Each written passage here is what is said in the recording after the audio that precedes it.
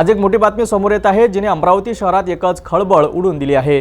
Nandgaon Peth police station हद्दीत एका truck चालकाला मारहाण करून आणि अपहरण करून तब्बल 27 टन तांदळाची लूट करण्यात आली होती। मात्र पोलिसांच्या अवघ्या 6 तासात या गुन्ह्याचा छडा लावला असून 29 लाख रुपयाचा मुद्देमाल जप्त केला आहे।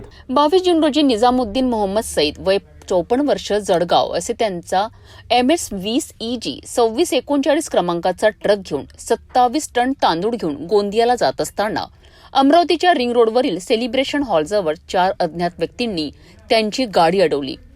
आरोपींनी निजामुद्दीन यांना ट्रकमधून खाली उतरून मारहाण केली। त्यानंतर त्यांच्या डोळ्यांवर पट्टी बांधून त्यांना दुसऱ्या एका 4चाकी वाहनात जबरदस्तीने बसवून 4 तास फिरवलेत।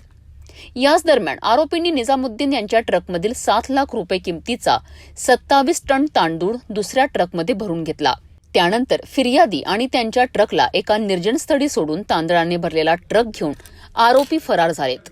या गुन्ह्याचे गांभीर्य लक्षात घेता अमरावती आयुक्तालयातील वरिष्ठ अधिकाऱ्यांनी तत्काळ घटनास्थळी भेट दिली आणि गुन्हा उघडकीस आणण्याबाबत मार्गदर्शन केलेत। गुन्हे शाखा युनिट क्रमांक 1च्या अधिकारी आणि कर्मचाऱ्यांनी कसून तपास सुरू केला। फिर्यादीकडे सखोल चौकशी केली, मार्गावरील सीसीटीव्ही फुटेज तपासलेत आणि गुप्त बातमीदारांकडून माहिती काढली। याच तपासातून पोलिसांना लालखडी भागात काही संशयित व्यक्तींनी तांदळाने भरलेला ट्रक आणण्याची गोपनीय माहिती मिळाली आहे।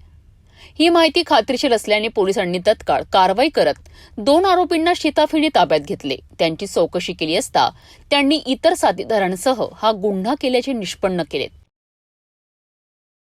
पोलिसांनी दाखवलेल्या या तत्परतेमुळे आणि कार्यक्षमतेमुळे या गंभीर गुन्ह्याचा तात्काळ छडा लागला असून आरोपींना अटक करण्यात यश आले आहे। यामुळे शहरात कायदा आणि सुव्यवस्था राखण्यासाठी पोलिसांची भूमिका किती महत्त्वाची आहे हे पुन्हा एकदा सिद्ध झाले आहे।